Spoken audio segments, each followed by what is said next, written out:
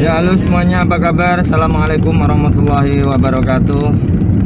Teman-teman semua, para pejuang mimpi ya, pejuang kampus baik di SNMPTN maupun SBMPTN tahun 2022. Oke, hari ini sesuai dengan banyak pertanyaan yang masuk ke Instagram saya, atau mungkin banyak yang WA juga nanya kaitannya dengan pemilihan jurusan di SNMPTN, maka hari ini saya sempatkan untuk mencoba berbagi apa yang pernah saya alami atau pengalaman saya terkait dengan SNMPTN. Sesuai dengan judul yang saya tulis tadi, bahwa ya ini bisa dikatakan adalah strategi sederhana atau trik cerdas bagaimana agar teman-teman semua bisa lolos di SNMPTN ya, tentunya. Ya, sekali lagi judulnya adalah trik sederhana atau strategi cerdas lah, bagaimana agar bisa lolos di SNMPTN, ya, itu digarisbawahi, lolos di SNMPTN. Oke, sebelum lanjut video ini ya, saya harap simak sampai selesai biar tidak gagal paham. Belum kita lanjutkan, jangan lupa yang belum sholat ya, silakan sholat dulu bagi yang beragama muslim ya, karena sholat itu gratis ya. Sholat adalah kewajiban kita, jadi semuanya yang belum sholat bisa sholat dulu, nanti dilanjut untuk melanjutkan menyimak video ini. Oke, jadi gini, kita ketahui bersama ya. Ya, sekali lagi ini hanya share pengalaman ya. Paling saya mengikuti SNMPTN, perkembangan SNMPTN ini baik melalui proses pendaftarannya sampai saya diminta untuk melakukan analisis penjurusannya. Tahun lalu ada puluhan siswa yang saya bantu. Ya, enggak lama, paling baru berapa tahun ini ya, 10 tahunan lah paling ya, yang konsepnya berganti-ganti, namanya berubah-ubah dan lain sebagainya. Maka dari apa yang saya pernah alami, ini saya coba mau saya bagi, saya share dengan teman-teman semuanya untuk terkait dengan khusus SNMPTN. Nah, karena ini sifatnya adalah pengalaman atau ide lah itu, jadi kalau nanti mau dipakai ya silahkan. Kalau menurut teman-teman itu memang masuk akal dan bisa dipakai, silahkan.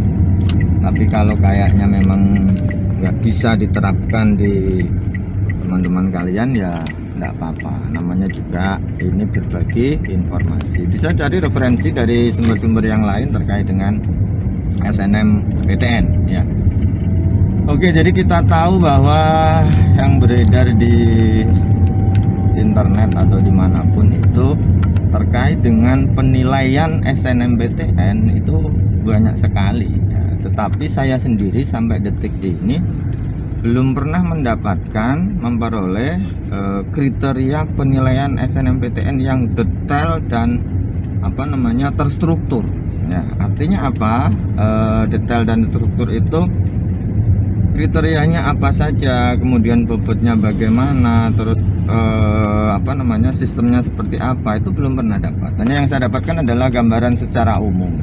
Pernah juga saya lihat di UGM waktu itu tahun berapa ya, pernah menulis di portalnya ada beberapa kriteria di UGM. Kemudian UNER juga pernah menulis ya, yang berbeda-beda. Tetapi secara resmi dari LTMPT belum pernah mengeluarkan ya kriterianya apa saja, terus proses penilaiannya seperti apa. Jadi memang ini yang membuat peserta SNMPTN ini kesulitan untuk mengukur ya sejauh mana peluang mereka untuk bisa lolos di SNMPTN. Nah, dari beberapa referensi banyak sekali itu, akhirnya saya bisa menyimpulkan ya, karena juga berdasarkan pengalaman yang saya alami, misalkan saya bisa simpulkan bahwa Dua kata kunci penilaian di SNMPTN adalah yaitu satu indeks sekolah, yang kedua adalah indeks siswa. Ini menurut saya ya, saya klasifikasikan menjadi dua, yaitu indeks sekolah sama indeks siswa. Nah, indeks sekolah itu juga nanti macam-macam penjabarannya ya. Ada dari sisi akreditasi. Menurut saya ini, meskipun ini juga sumbernya tidak jelas, maksudnya tidak cuman ini kesimpulan saya sendiri ya. Akreditasi sekolah, kemudian prestasi sekolah misalkan, itu juga bisa dipertimbangkan di perguruan tinggi negeri. Kemudian ada ya percaya atau tidak indeks kewilayahan, misalkan posisi sekolahnya, lokasinya ada di mana, di satu provinsi atau tidak dengan perguruan tinggi yang dituju. Kemudian ada track record alumni ya, ini juga track record alumni juga banyak cabangnya. Apakah alumni yang ada di satu PTN itu atau mengerucut ke fakultas atau bahkan sampai ke program studi, ya kita juga pastinya tidak tahu. Tapi yang jelas saya sepakat kalau track alumni itu memang menjadi bobot penilaian di perguruan tinggi negeri itu ya. Kemudian ada tracking sekolah ya. Track sekolah itu juga terkait dengan SNMPTN, yaitu apakah, kan banyak beredar itu, kalau ada yang lolos SNMPTN tidak diambil, tahun berikutnya mungkin ada istilah dalam tanda kutip itu di blacklist atau kuotanya dikurangi, ya masuk akal juga ya, bisa saja itu terjadi. Yang kedua adalah indeks siswa. Indeks siswa ini terkait dengan nilai raport sama prestasi non akademik. Ini tentunya indeks siswa dengan indeks sekolah ini saling berkaitan ya. Nah, ini kadang yang membuat bingung. Satu di nilai raport, banyak spekulasi beredar nilai raport itu yang seperti apa, Pak? Apakah nilai raport katanya harus konsisten itu rata-ratanya harus naik atau paling tidak sama, tidak boleh naik turun. Nah, kemudian mata pelajaran yang menonjol, misalkan kalau saya ngambil jurusan kedokteran harus biologinya selalu bagus dan lain sebagainya.